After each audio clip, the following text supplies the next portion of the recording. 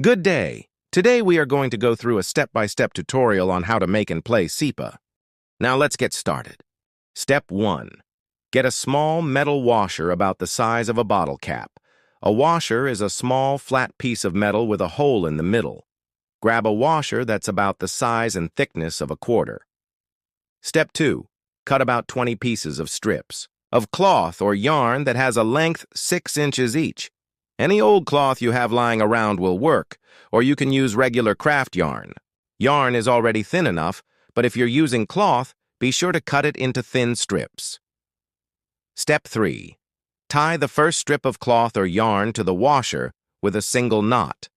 Poke the end of a strip through the middle of the washer about halfway. Then, tie a single knot so it stays in place, and the two loose ends are dangling from the washer. Step 4. Continue adding more yarn or strips to cover the washer.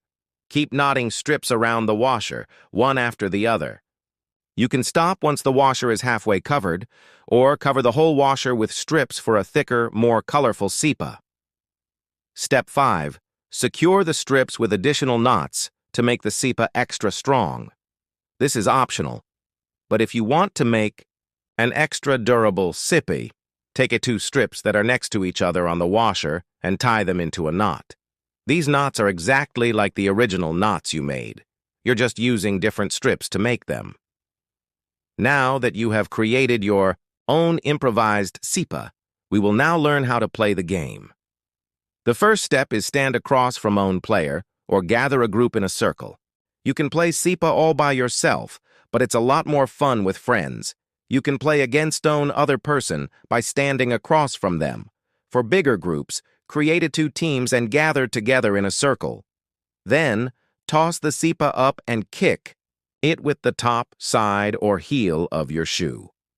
Sipa is very similar to hacky sack.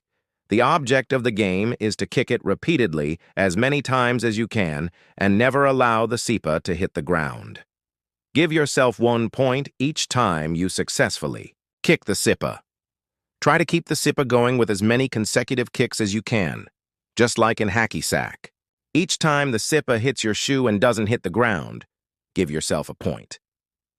You can also use your palms and elbows to make the game a little easier.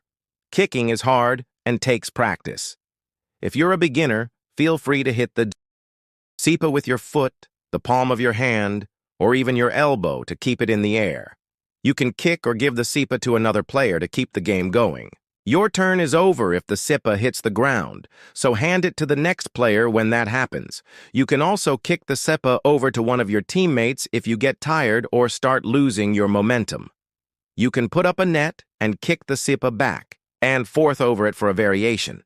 Get into 2 teams and put a net in between you so there's 1 team on each side of the net, like how you would set up for a volleyball game. Vault the Sipa back and forth over the net and try to keep it going, as long as possible. That's all for the tutorial. Thank you for watching.